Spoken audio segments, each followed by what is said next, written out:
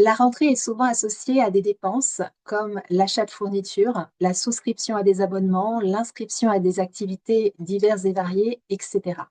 Et bien évidemment, ça peut générer du stress financier. Dans cette vidéo, je te partage 4 clés pour mieux appréhender la rentrée. La première clé, ça va être d'observer ton dialogue intérieur. Quelles sont les pensées qui reviennent régulièrement? Par exemple, je n'ai pas le droit de me faire plaisir. Je devrais mieux gérer mon argent. Ou je vais encore terminer le mois dans le négatif. Je te rappelle que ces pensées ne te définissent pas. Ce sont uniquement des pensées qui sont quelque part le fruit de ton histoire, de tes expériences passées et de ton éducation émotionnelle. Mais à chaque instant, tu peux choisir de les transformer et d'adopter des croyances plus aidantes, plus soutenantes pour toi-même. La deuxième clé, ça va être de te connecter à tes besoins et de te poser par exemple la question: de quoi est-ce que j'ai vraiment besoin pour cette rentrée? Et où est-ce que j'ai envie de placer mon énergie, mon temps et mon argent? La troisième clé, ça va être d'apprendre à mieux respirer et à ralentir. Parce qu'avec la notion de rentrée vient souvent la notion d'urgence et la notion de comparaison.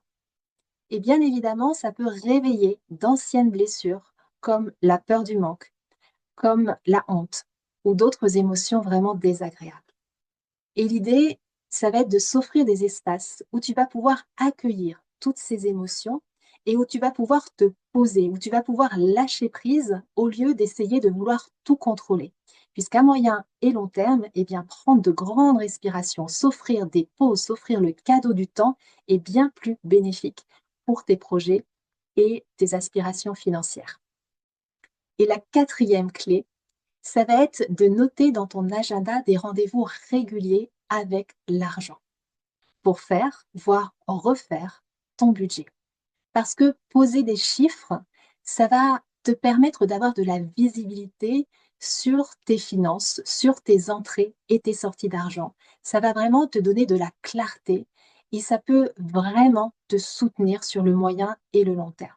Chez certaines personnes, faire un budget, ça peut générer un certain stress.